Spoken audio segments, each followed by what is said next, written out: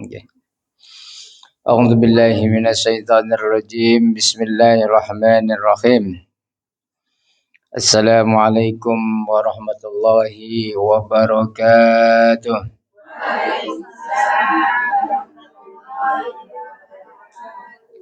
Alhamdulillah. Alhamdulillahi rabbil alamin wa bihi nasta'inu ala umuri dunya waddin. Wassalatu wassalamu ala asyrafil anbiya'i wal mursalin wa ala alihi wa sahbihi ajma'in. Ashhadu an la ilaha illallah wa ashhadu anna Muhammadan abduhu wa rasuluh. La nabiyya ba'dah. Allahumma salli ala sayyidina Muhammad wa ala ali sayyidina Muhammad.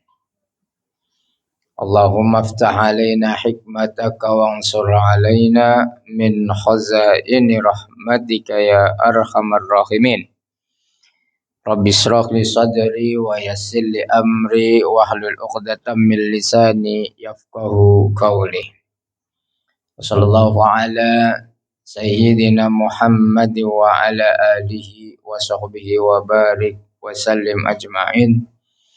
Taqabbalallahu minna wa minkum taqabbal ya karim. Baik jamaah yang dirahmati oleh Allah Subhanahu wa taala. Sekali lagi kita bersyukur kepada Allah Subhanahu wa taala karena Allah masih lagi memberi peluang untuk kita hidup di dunia ini. Dan alhamdulillah peluang ini dapat kita gunakan bersama dengan sebaik-baiknya untuk kita berkumpul di rumah Allah Subhanahu wa taala dengan tujuan untuk kita sama-sama mengambil keberkatan di satu majlis ilmu yang insya Allah penuh barokah ini. Karena tidak ada tempat yang paling selamat di dunia ini melainkan hanyalah di dalam rumah Allah Subhanahu wa taala. Dan tiada tempat yang paling dicintai oleh Allah Subhanahu wa taala selain daripada masjid.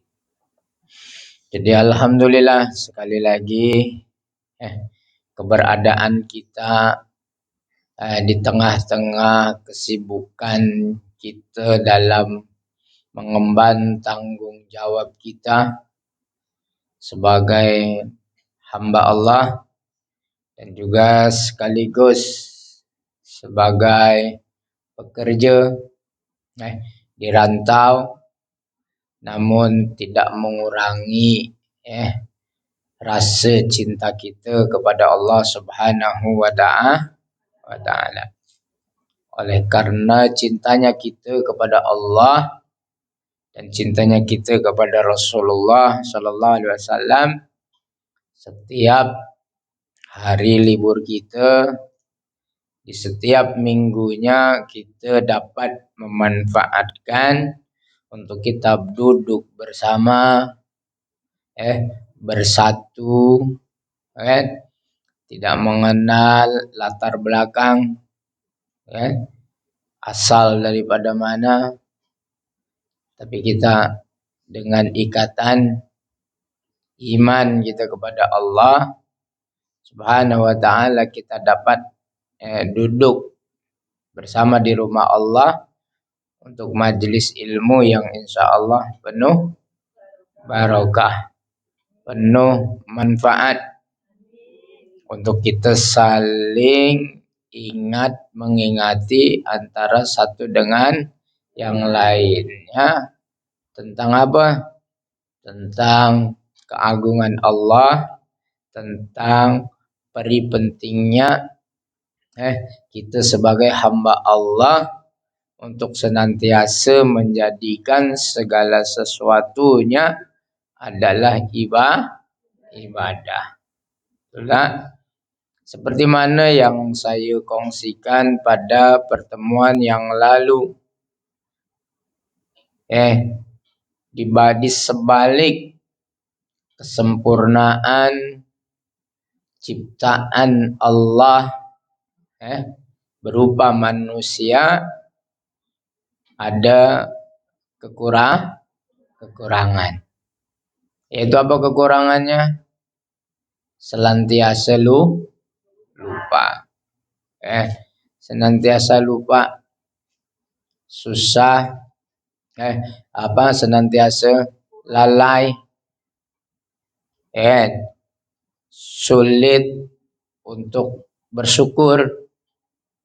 Itulah. Oleh karena itu perlu pentingnya ada orang yang selalu memberi nasihat, memberi peringatan kepada kita. Ya, salah satu cara untuk kita mendapatkan nasihat, peringatan adalah dengan kita menghadiri majlis ilmu. Karena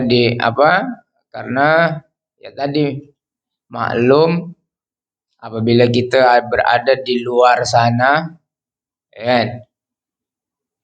agak sukar untuk kita mendapatkan ilmu Allah, nasihat-nasihat panduan agama yang terbaik.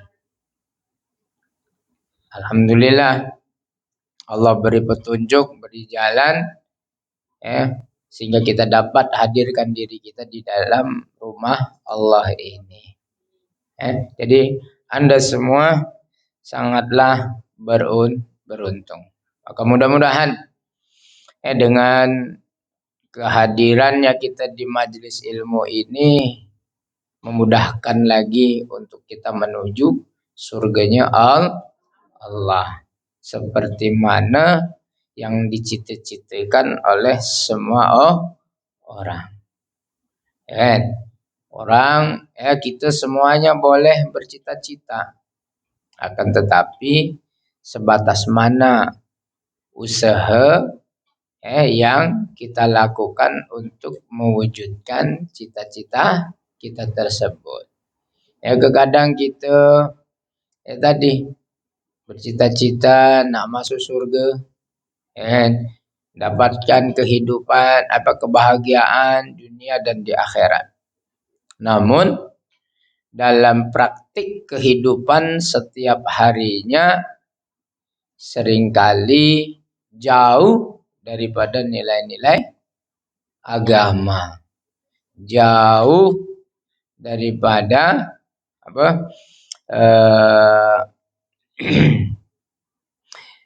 nilai-nilai kepercayaan kita kepada Allah dan juga Rasulnya.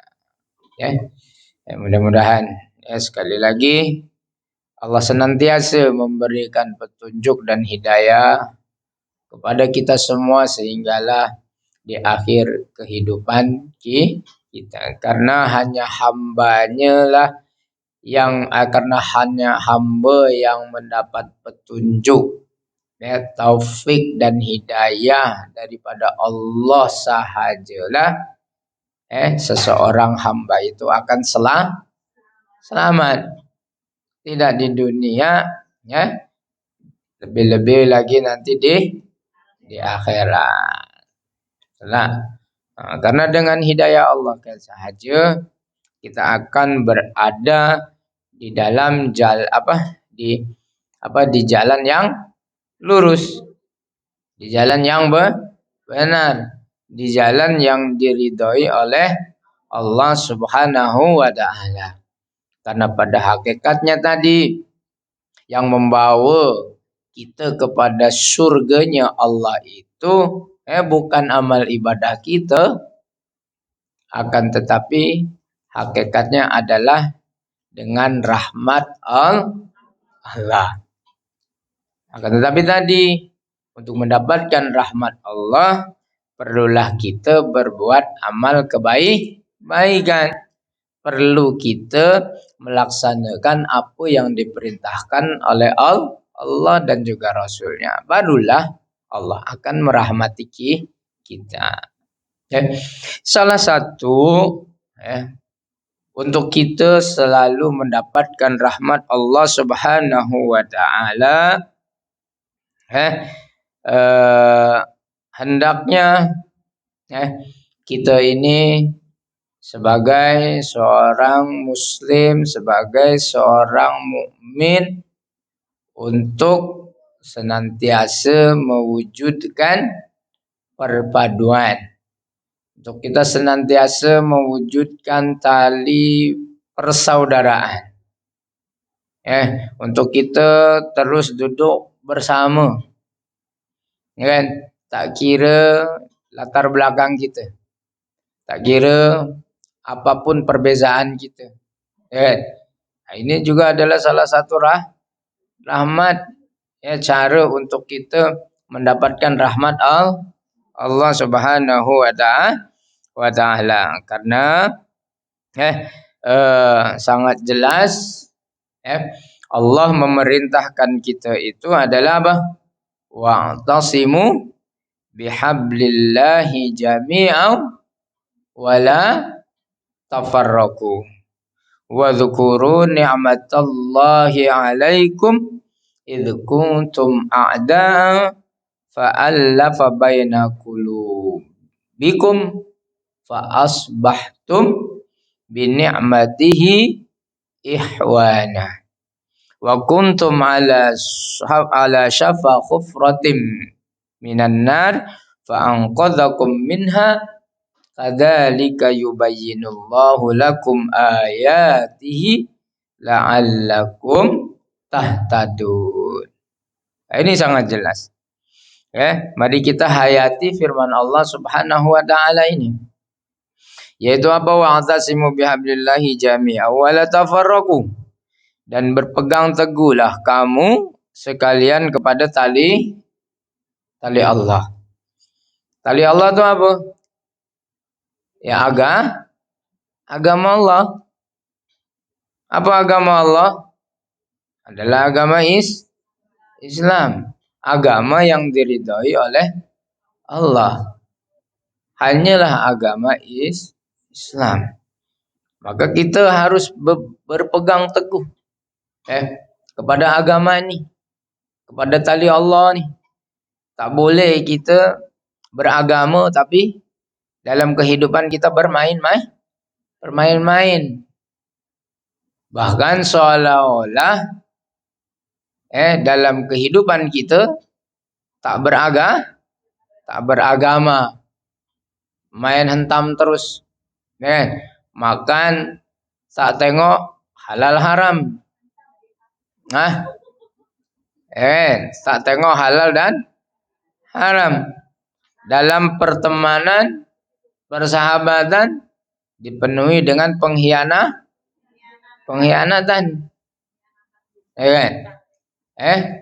Tak kiralah pengkhianatan cinta ke? Jadi pengkhianatan tajuknya. Dalam persahabatan, dalam pertemanan, dalam berbisnis dan sebagainya, percintaan katanya dipenuhi dengan kepalsuan, kebohongan. Padahal kita apa? Kita adalah seorang mukmin, muslim, yang diperintahkan oleh Allah Subhanahu wa taala untuk selalu senantiasa berpegang teguh kepada tali Allah, yaitu agama.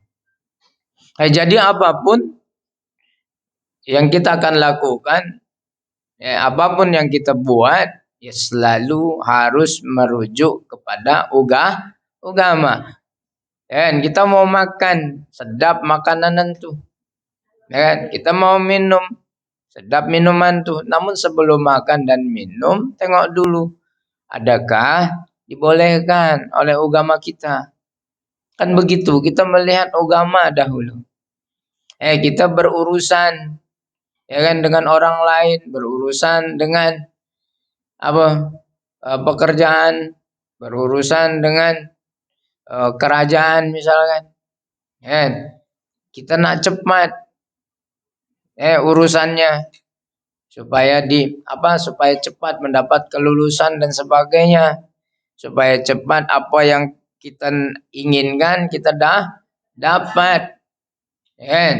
Tapi kalau cepat dapat gaji ini agak susah sikit. Ya kan? Ya satu bulan satu kali. Misalkan ya dalam kita berurusan pada yang lain. Disuruh untuk kita selalu bersabar, akan tetapi kita tidak dapat bersabar, akhirnya apa? Untuk kita sogok sana, sogok sini. Ya kan? Oke? Supaya apa? Tadi supaya urusannya cepat, tepat. Tapi caranya tidak tepat, salah. Maka pandang lagi, nilai lagi. Ini sesuai atau belum dengan agama yang kita anut nih. Agama menyuruh apa melarang? Kan itu. Jadi kita harus selalu merujuk kepada agama yang kita anut. Yang kelakarnya kadang kita mengaku agamanya mengaku Islam, tapi seringkali kita merujuknya kepada bukan agama Islam, kepada agama yang di luar Islam. Nah, ini yang kekadang. Ini adalah penyakit. Kurang pede dengan agama sendiri. Padahal dah jelas agama yang kita anut ini adalah agama yang diridhoi oleh Allah Subhanahu wa taala, penguasa semesta alam. Penguasa semesta alam yang di langit ataupun yang di bumi. Malah kita menaruh keraguan. Harusnya kita lebih mempunyai kepercayaan diri. Kan gitu. Dalam beragama mesti nak kena pede. Percaya diri dengan sepenuhnya. Walaupun overdose pun sekalipun, kalau dalam urusan agama memang nak kena percaya diri. Karena dibangun keagamaan itu di atas dasar apa? Percaya. Kepercayaan kita kepada Allah Subhanahu wa taala. Namun dalam urusan hal lain, ya jangan terlampau overdosis percaya dirinya. Ini kadang dalam urusan dunia kita percaya diri banget.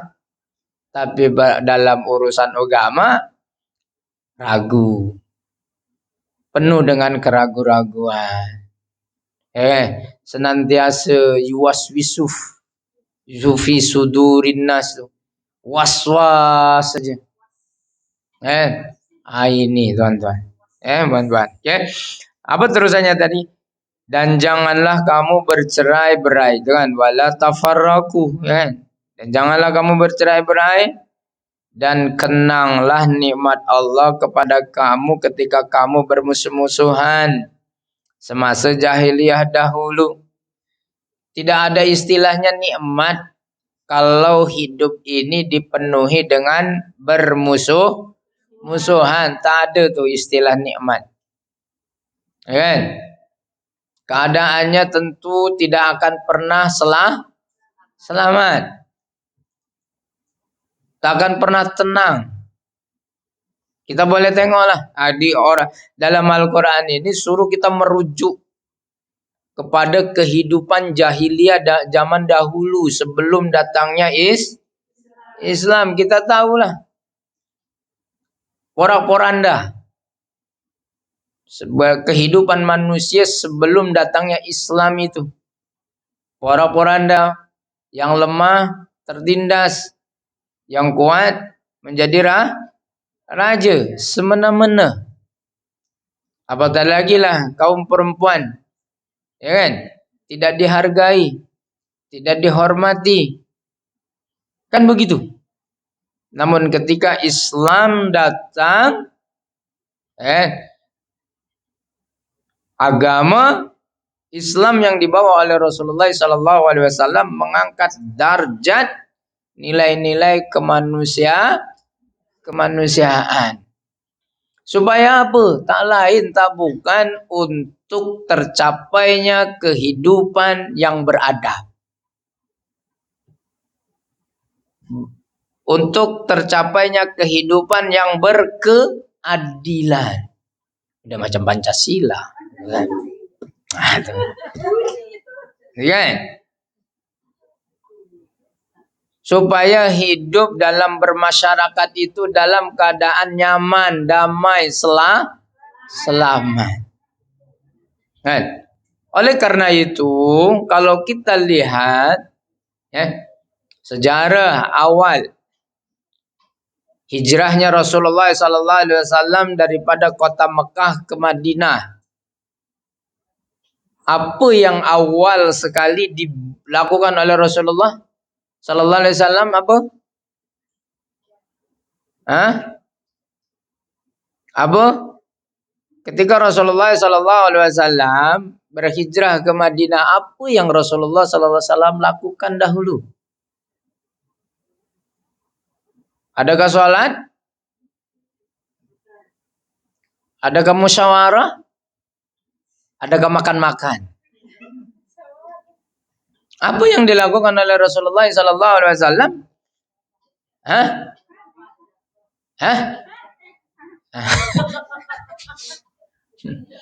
Apa? Lah dari Mekah pun dah ada berdakwah. Dari Mekah pun dah berjihad. Apa yang dilakukannya? Ketika sampai sahaja ke Madinah, Rasulullah Sallallahu Alaihi Wasallam perintahkan kepada sahabatnya untuk membangun masjid, bukan makan-makan. Tapi bangun dahulu rumah Allah Subhanahu wa Ta'ala. Dan jalan itulah pada akhirnya Rasulullah Sallallahu Alaihi Wasallam menyatu padukan antara kaum muhajirin dengan kaum ansar. Di rumah Allah jadi Rasulullah tuh bangun dahulu rumah Allah kan. Apa nama masjid itu? Masjidil Haram ke Madinah. Arafah masjid ke? Aqsa Palestina. Apa? Masjid yang pertama kali dibangun? Orang hijrah dari Makkah ke Madinah. Selepas datangnya ke Madinah, Rasulullah itu yang Rasulullah lakukan adalah membangun masjid. Apa nama masjid itu? Masjid Kuba. Kan? Betul kata betul? Masjid Kuba. Bukan Masjid Nabawi. Bukan. Bukan Masjid Kuba Mas yang ada Kak Depok tuh. Bukan. Nabi tak pernah lagi sampai ke Depok. Itu. Jadi itu salah satunya yang dibangun oleh Nabi Muhammad Sallallahu Alaihi Wasallam. Karena apa tadi? Pertama kali untuk menyatu padukan antara kaum muhajirin dengan kaum ansar, dan pada akhirnya apa? Dua kaum nih bersatu padu. Apa yang dihasilkan daripada perpaduan itu adalah kemudahan. keamanan, kenyamanan. Sehingga kan apapun rancangan, perencanaan yang telah dibentuk oleh Rasulullah Sallallahu Alaihi Wasallam, maka segala sesuatunya berjalan dengan lancar. Islam dakwah pun cepat diterima, mudah menyebar, dan pada akhirnya apa? Islam semakin diterima di kalangan masyarakat yang banyak. Nah, kenapa mudah sebegitu?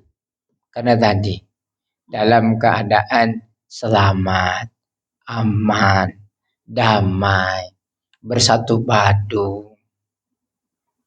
Dalam satu kebersamaan antara kaum muhajirin dengan kaum ansar. Yang kaum ansar dia memberikan perlindungan, memberikan tempat tinggal kepada orang muhajirin. Jadi orang muhajirin itu tase dirinya itu adalah orang rantau. Karena apa? Karena dibela, dibantu oleh kaum ansar. Nah, ini kembali lagi. Jadi selain daripada kita ni segala suatu kehidupan kita ini, untuk kita selalu merujuk kepada apa yang diajarkan oleh agama kita. Selain itu juga kita haruslah bersatu padu. Tidak boleh untuk kita bercerai-berai. Maka salah besar kalau kita punya satu kumpulan di masjid namun bercerai-berai kumpulan kita. Berarti tak sesuai itu dengan sejarah Rasulullah Sallallahu Alaihi Wasallam. Sejarah Rasulullah, masjid itulah yang menyatukan, yang mesatu padukan antara kaum yang berbeza, yang berbilang. Kan? Ini kadang yang tadinya satu kumpulan muslimah menjadi bermacam-macam muslimah. Padahal lahirnya kumpulan itu adalah di rumah Allah Subhanahu wa taala. Maka saya bertitip pesan kepada kumpulan ini, jangan sampai tercerai-berai. Wala tafarraqu. Kalau kita ni mau selalu dirahmati oleh Allah Subhanahu wa taala, jaga. Ini kita buat aktivitinya di rumah Allah Subhanahu wa taala. Jadi kalau boleh itu bukan hanya sebatas kita di dalam ini sahaja. Tapi juga ketika kita sudah berada di luar mana sekalipun, tetaplah jalinan silaturahim itu terus terjaga. Jadi apabila dalam kehidupan kita ini penuh dengan permusuhan, maka tidak akan nikmat. Tidak akan pernah nikmat. Tak akan bahagia. Sulit untuk kita juga mencapai cita-cita kita. Nah, betul kata betul? Betul Betul. Okay. Oke, terusan juga. Lalu Allah menyatukan di antara hati kamu sehingga kamu bersatu padu dengan nikmat Islam. Itulah dengan dibangunnya masjid itu oleh Nabi Muhammad SAW, Masjid Quba tadi menjadikan satu perpaduan yang kuat diikat oleh nikmatnya dengan agama Islam, nikmat agama Islam. Maka apa? Menjadilah kamu dengan nikmat Allah itu orang Islam yang bersaudara. Dan kamu dahulu telah berada di tepi jurang neraka disebabkan kekufuran kamu semasa jahiliyah.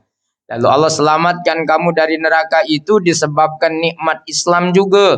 Demikianlah Allah menjelaskan kepada kamu ayat-ayat keterangannya supaya kamu mendapat petunjuk hidayah. Sangat jelas.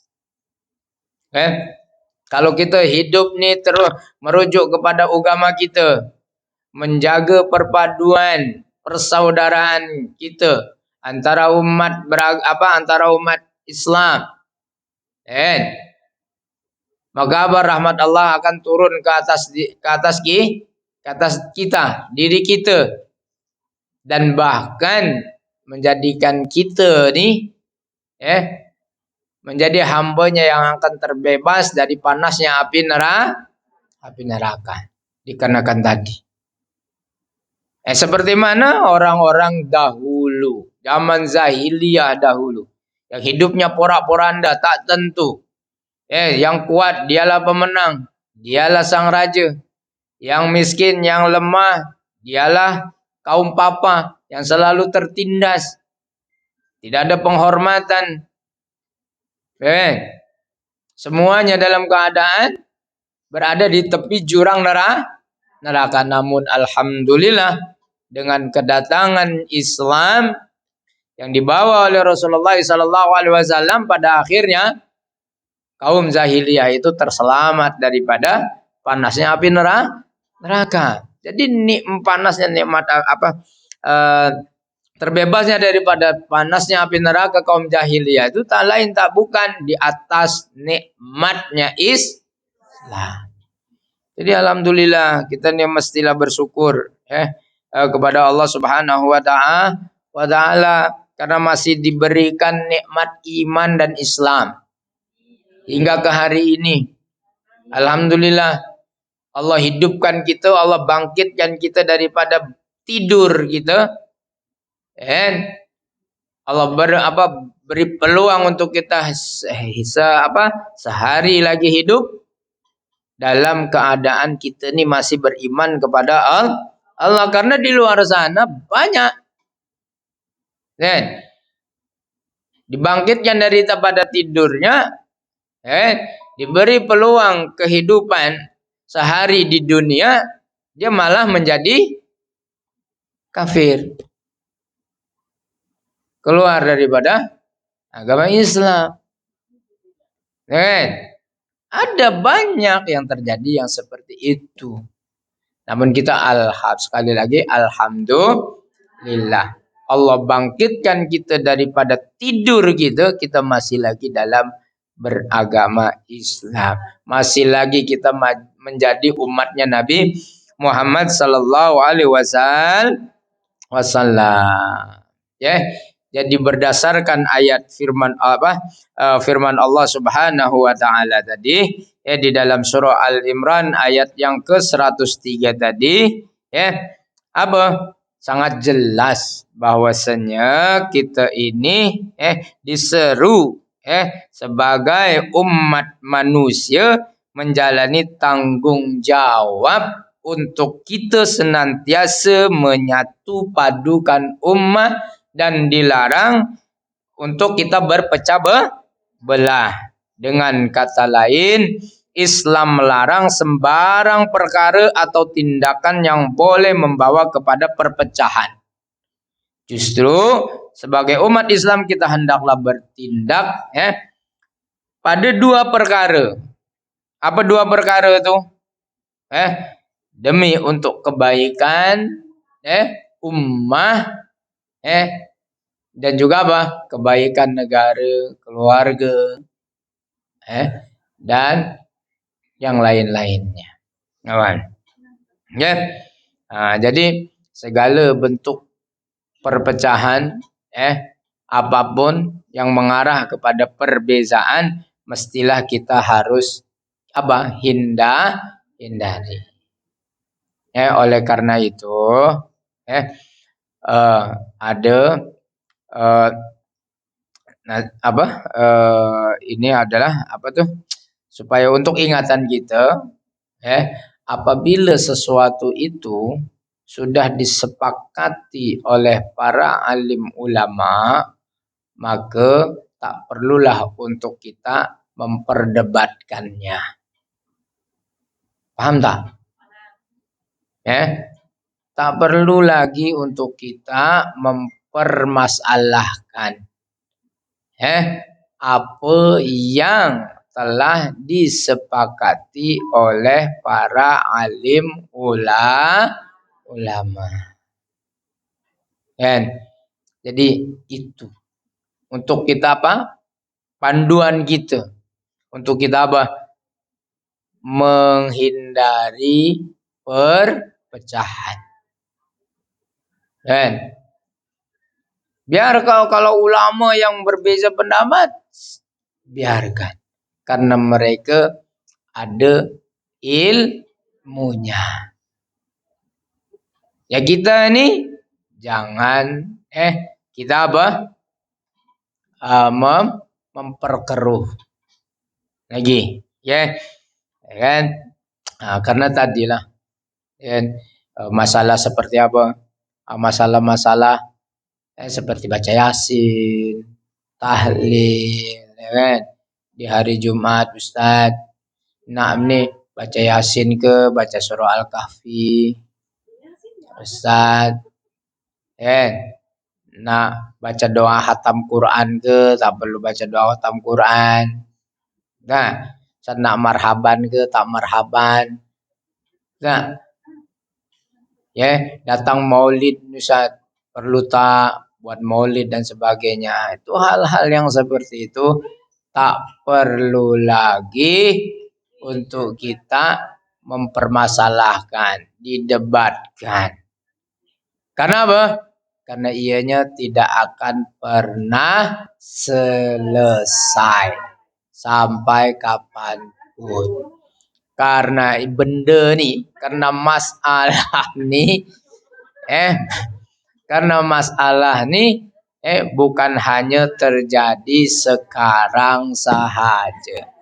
Daripada zaman dahulu sudah dibicarakan oleh para alim ulama kita terdahulu. Jadi tak perlu tiap kali datang Ramadan begaduh lagi. Ya kan? Soal apa? Soal puasa. Hari rayanya bila? Belum lagi puasa dah cakap hari raya. Ngerti kan? Masalah lagi terawihnya 7 ke 8 ke 20. Sudah kalau malas ya 8. Kalau rajin sikit ya 20. Tak perlu kita saling masalahkan, berdebat lagi, bincang lagi. Yang akhirnya apa? Yang tak terawih tak dipermasalahkan. Yang terawih dimasalahkan. Ini yang kadang terbalik.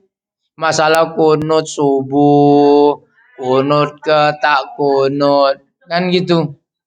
Dari dahulu sampai sekarang, Ustaz dia ni Muhammadiyah, dia ni NU, dia ni Persis, dia ni Tarbiyah. Nah,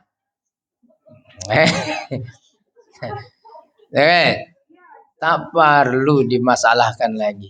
Itu yang masalah tu tadi tu yang tak sholat subuh. Sholat subuh tak? Sholat. Alhamdulillah. Alhamdulillah subuh. Ya itu jadi. Jadi masalah-masalah yang seperti itu sudahlah. Tak perlu didebat-debatkan lagi. Karena pada akhirnya apa tadi? Akan membawa kepada perpecahan. Pilpres sudah selesai. Ya sudah. Jangan masalahkan lagi sampai sekarang.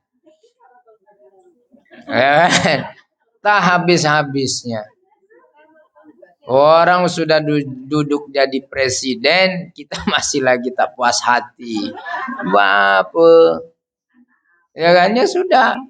Dah jadi benda, ya itu Allah juga. Ini semua apa yang terjadi itu tak lain, tak lari daripada ketentuan Allah. Ya sudah, legowo katakan.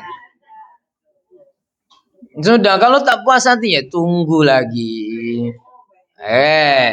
Kan ada 5 tahunan sekali. Ya sudah. Ya kalau masih panjang umur lah, ada umur. Oke. Nah, kan begitu. Oke. Nah, kalau mengecewakan ya sudah, jangan kita pilih lagi kan gitu. Mudah aja. Tapi ini Masya Allah masih selalu saja diungkit. Apa untungnya coba? Oke. Ya sudah, nasib dia dah baik. Allah dah tentukan dia jadi presiden, ya sudah. Kan, yang penting kita udah ikhtiar, ya kan, sama ada kita milih atau tidaknya kan. Masalah, ya sudah. Ini masih lagi, ya. Sampai sekarang pun, ya. Begitu juga kan.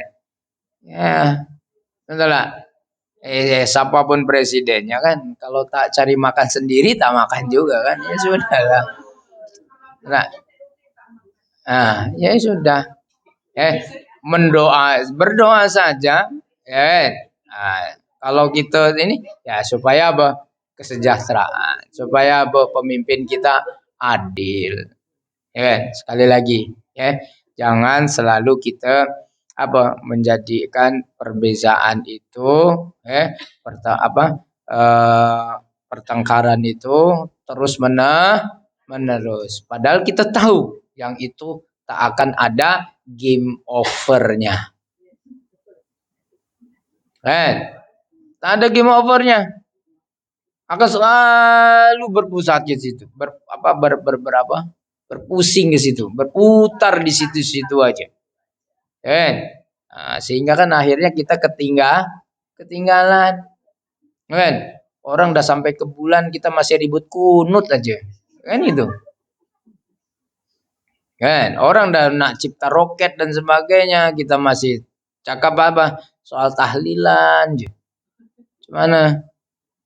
Ini sudah selesai oleh para alim ulama.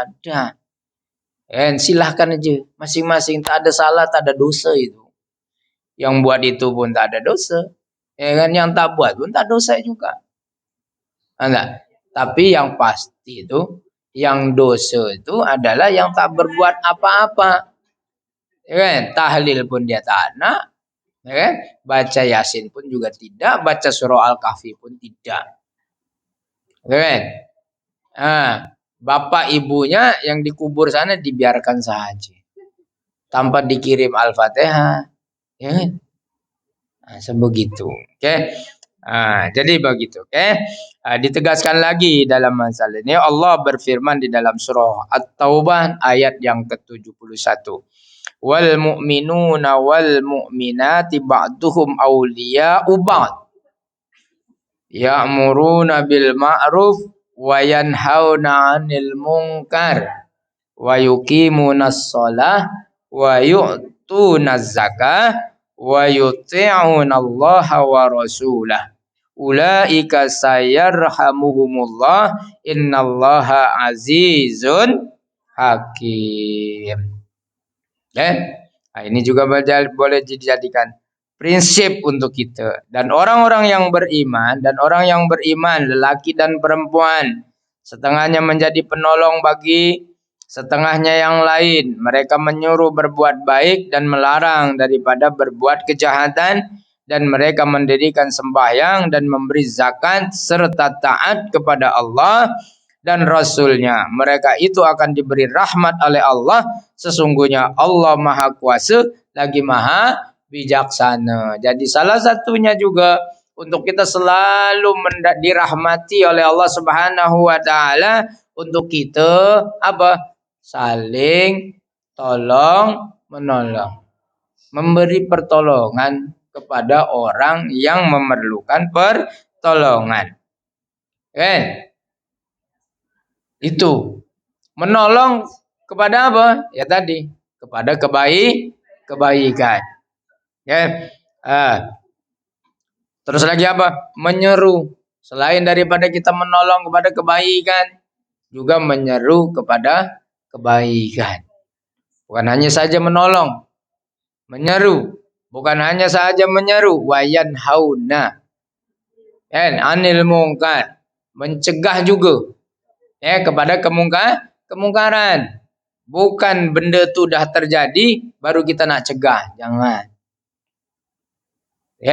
Kalau mau kita dirahmati, kalau tahu itu benda tu, akan terjadi kemungkaran, kalau tahu kawan kita ni akan tersesat, maka kita apa? Harus mencegahnya. Jangan sampai kawan kita itu tersesat dahulu. Kalau dah tersesat tu agak sukar untuk kita memberi pertolongannya. Nah, ini juga salah satu untuk kita apa? Senantiasa dirahmati oleh Allah Subhanahu wa ta'ala.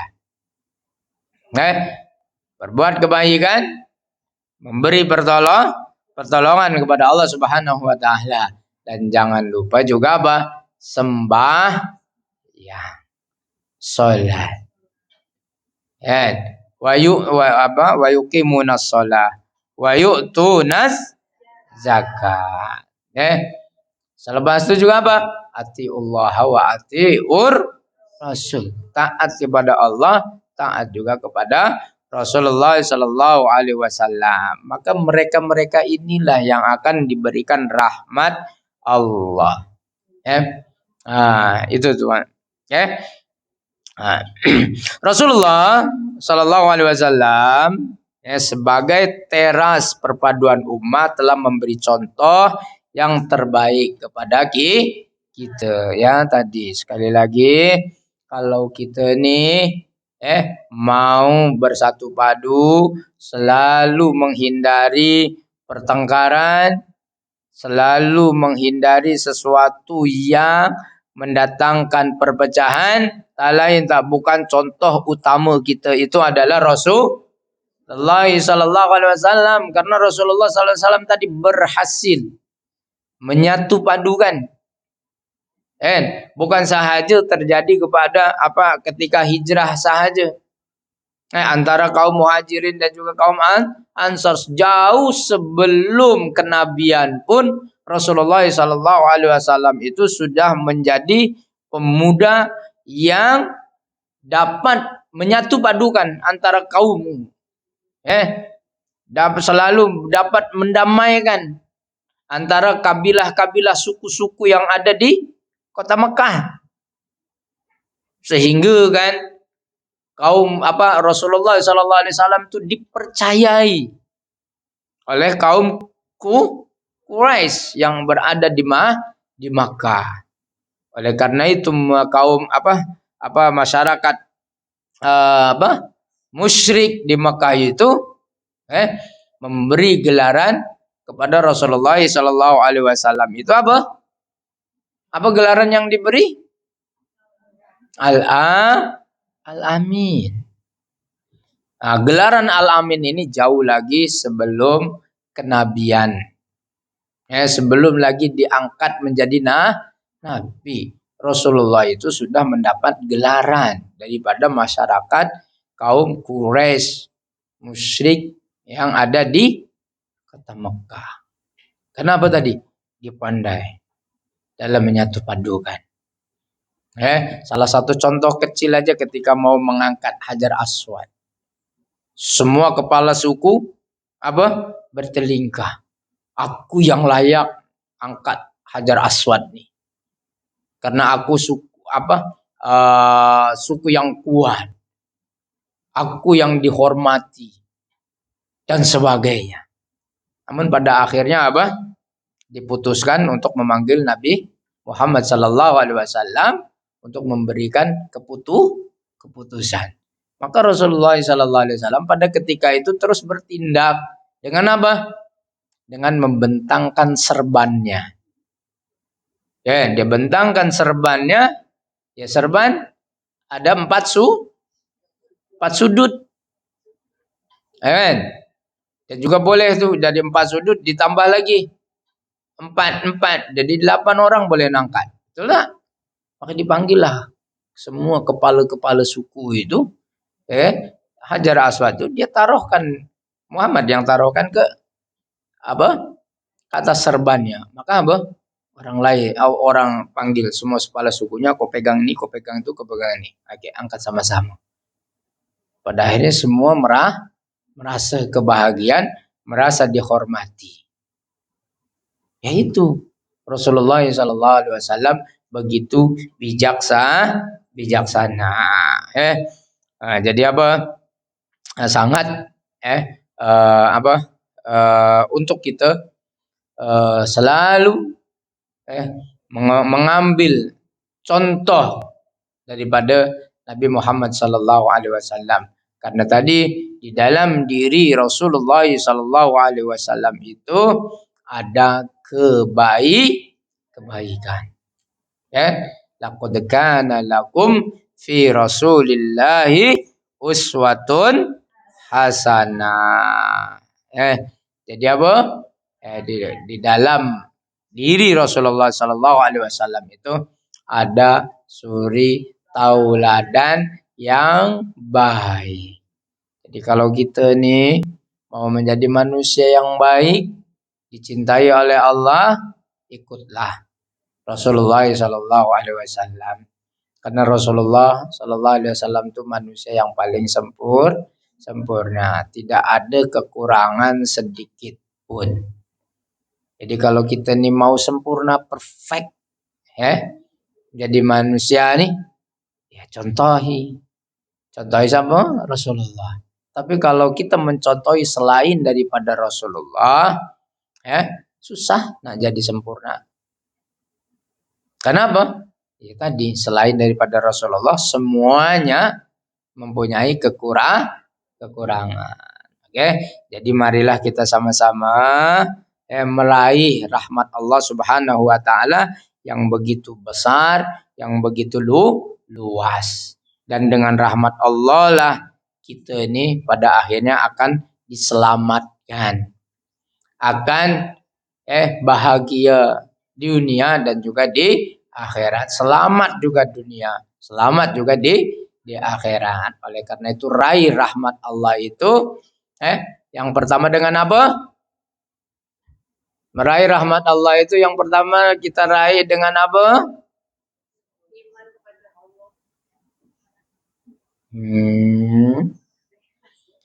Dengan apa?